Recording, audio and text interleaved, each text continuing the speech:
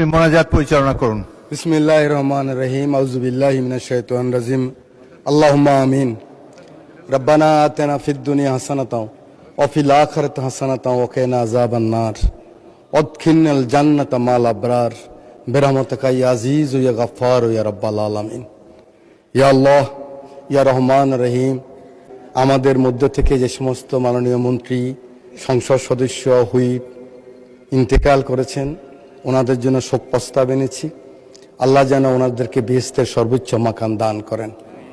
ইয়া আল্লাহ, আমাদের নেতা শহীদ প্রেসিডেন্ট জিয়াউর রহমানকে আল্লাহ যেন বেহেশতের সর্বোচ্চ মাকাম দান করেন।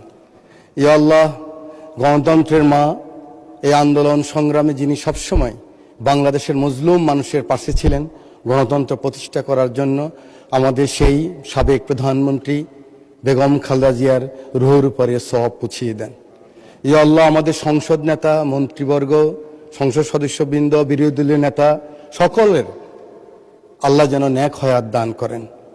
আমাদের স্পিকার মহোদয় সহ আমরা যারা হাত তুলেছি, আমাদের আত্মীয় স্বজন, মা বাপ, দাদা দাদি, নানা নানি, ভাই বোন, আত্মীয় স্বজন যারা ইন্তেকাল করেছেন, তাদের রুহের উপরে সওয়াব পুছিয়ে দেন। ইয়া আল্লাহ, গত 17 বছর আন্দোলন সংগ্রামে এবং সর্বশেষ এই জুলাই আন্দোলনে যে সমস্ত ভাই এবং বোনেরা বুকের রক্ত দিয়ে এই মহান সংসদে মানুষের প্রতিনিধিত্ব করার জন্য, মানুষের আশা আকাঙ্ক্ষা পূরণ করার জন্য আমাদেরকে এখানে পাঠিয়েছেন, আমরা যেন হকের সাথে, ইনসাফের সাথে, সততার সাথে, নিষ্ঠার সাথে এই দায়িত্ব পালন করতে পারি, এই তৌফিক আপনি দান করেন।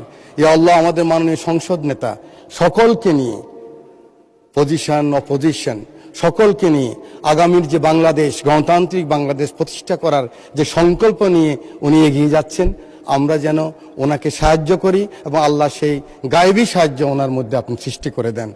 রব্বানা তাকাব্বাল দোয়া, কালামা তৈয়ব লা ইলাহা ইল্লাল্লাহু মুহাম্মাদুর রাসূলুল্লাহ।